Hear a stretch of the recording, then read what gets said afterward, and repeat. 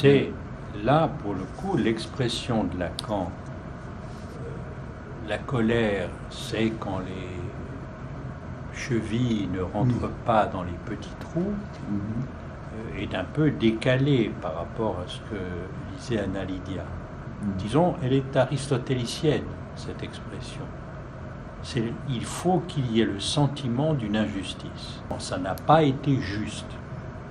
La cheville symbolique n'est pas entrée dans le trou réel.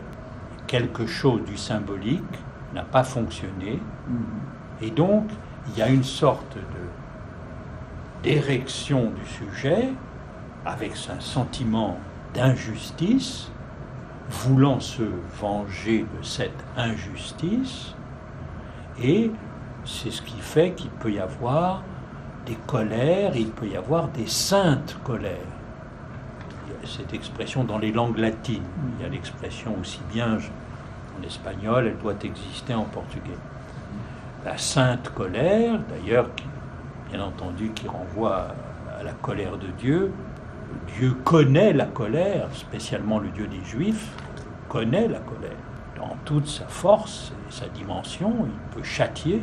Il y a eu injustice lorsque l'homme s'est comporté de façon indigne, alors Dieu peut châtier. Il y a cette punition.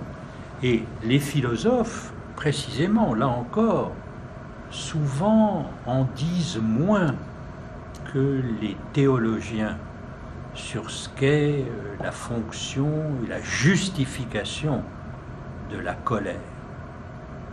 Dieu, par exemple, ne hait pas forcément les hommes. Il peut être très en colère contre eux. De même, la colère n'est pas forcément ce point qui dévoile tout le point de haine. La colère peut viser l'autre, mais pas jusqu'à la destruction. Colère et haine, justement, si nous voulons aborder la violence d'un point de vue clinique, c'est-à-dire séparateur de différence, et non pas un gros magma indifférencié. Certainement, il faut différencier colère et haine. C'est pour ça que c'est une très bonne chose d'avoir séparé dans le titre haine, colère, indignation, d'essayer en effet de les articuler, pas de les rabattre l'une sur l'autre. Et là, colère, avec les deux repères que vous donniez, injustice,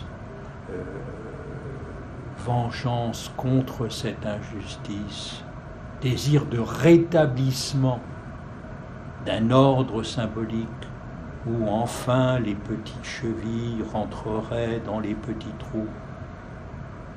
C'est au moins cette croyance-là. Mais colère, c'est un affect, en effet, tout à fait central dans la politique contemporaine. Au point que, d'ailleurs, il y a un philosophe politique, Sloterdijk, qui, il y a quelques années, avait fait un livre amusant sur la colère comme le grand affect, le seul affect politique, plus que la pulsion de mort. Et effectivement, si l'on veut, il voulait remplacer la haine par la colère, le thumos, comme il disait, plutôt que Eros et son contraire Thanatos. Et il la différenciait, justement, il voulait la différencier de la pulsion de mort. Disons que pour nous, c'est la colère distincte de la haine. Et c'est toute une question. Est-ce qu'un leader populiste comme Trump, est-ce qu'il est, selon l'expression de Christian Salmon, est-ce qu'il est la banque centrale de toutes les colères ou est-ce qu'il est la banque centrale de toutes les haines? Sans doute les deux à la fois, à condition de les différencier. On connaît l'appui, on dit que l'appui des Blancs déclassées aux États-Unis ont été centrales, et on parle de ça classiquement dans les études politiques américaines comme white man's rage, cette rage avec cette dimension de colère impuissante qui finalement ne trouve son issue que dans l'addiction aux opiacés, si caractéristique justement d'un mode de traitement impossible de cette colère qui s'use sur un impossible. Mais elle gagne à être différenciée de la haine.